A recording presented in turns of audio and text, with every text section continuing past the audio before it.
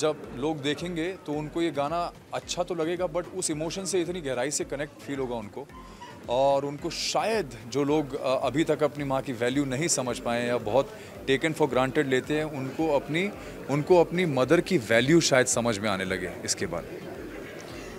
ये गाना यही कहता है कि माँ का कोई मोल नहीं है, और उसके साथ बिताया हुआ जो समय है वही सबसे बेस्ट समय होता है। तो अभी भी वक्त है, जिनके पास अपनी माँ है, करीब है या दूर भी है, तो एक फ़ोन कर लो, 2 मिनट की बात है। फ़ोन तो आप पूरे दिन, हमें कॉल सेंटर से इतने फ़ोन आते हैं, उनके फ़ोन हम सुनते हैं, तो उनके फ़ोन, माँ का फ़ोन क्यों ना सुने, हम सामने से उन्हें फ़ोन करें। रोज़ एक बार सिर्फ पूछ लो, तुम ठीक हो, मैं ठीक हूँ, बस, तो भी बहुत है। देखिए, मैं आपको सबसे पहले तो ये बता दूं कि ये गाने का ऑफ़र नहीं, ये जो ज़ीशान हैदर जो प्रोड्यूसर हैं, जिनकी मदर को डेडिकेट किया हुआ ये गाना। ज़ीशान मेरे क्लोजेस्ट फ्रेंड हैं, और उनके साथ जब ये ट्रेजेडी हुई थी तो वो बहुत बुरी तरह से डिस्ट्रॉय हो गए थे मेंटली, और क्योंकि हर इंसान अपनी माँ को उतना ही प्यार करता है, और जब अगर वो माँ चली जाए किसी वजह से, तो फिर मेरे ख्याल से सिवाय पछतावे के और कुछ रह नहीं जाता है। तो ज़ीशान जब थोड़ा संभले तब उन्होंने शायद ये डिसाइड किया कि मुझे एक गाना बनाना है जो मैं अपनी मदर को डेडिकेट करना चाहता हूँ, और उन्होंने मुझसे पूछा कि यार तुम करोगे ये गाना। तो वो एक ऑब्वियस सी बात थी, एक ऑब्वियस चॉइस थी उनके लिए भी और मेरे लिए भी कि यार हाँ बिल्कुल करूँगा, मैं क्यों नहीं करूँगा यार, मुझे तो करना ही है। तो ये प्री डिसाइडेड था कि ये गाना हम लोग कर रहे हैं साथ में।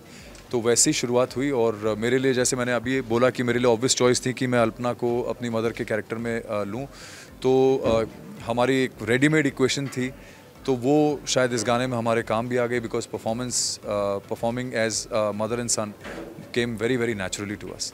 नहीं, अभी तक मैंने नहीं सुनाया, मैं चाहती थी कि रिलीज़ हो जाए, आज जाके आराम से मैं उसे सुनाऊंगी।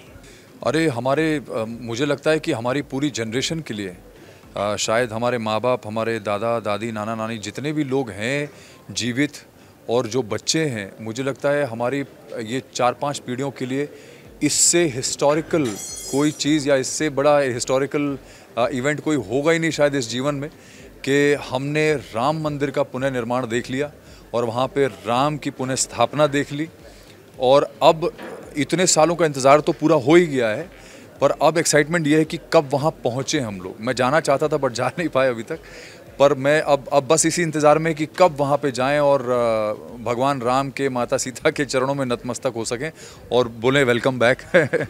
तो बस उसी का इंतज़ार है अभी। हाँ बिल्कुल, प्लानिंग तो है, 100% प्लानिंग है। तो जब भी मुझे ऐसा विंडो मिलेगा तो मैं डेफिनेटली वहाँ पहुँच जाऊँगा अयोध्या। रामायण हम सब ने सुना है और सब जानते हैं, पर इस 22 जनवरी को राम का उत्सव एक अलग ही तौर से, एक अलग ही रूप से हमने मनाया है, और बस यही उत्सव हर साल हम ऐसे ही 22 जनवरी को मनाते रहें। इनको कन्विंस करने की ज़रूरत पड़ेगी, आपको लगता है? कैसे बच्चा अपनी माँ से बोलता है, माँ मुझे ये चाहिए, तो माँ बोलती है ठीक है बेटा। तो इसको जो मैंने पूछा, मैंने कहा अल्पना ये ओके, स्टोरी ओवर, बस हो गया, डिसाइडेड, नो कन्विंसिंग रिक्वायर्ड।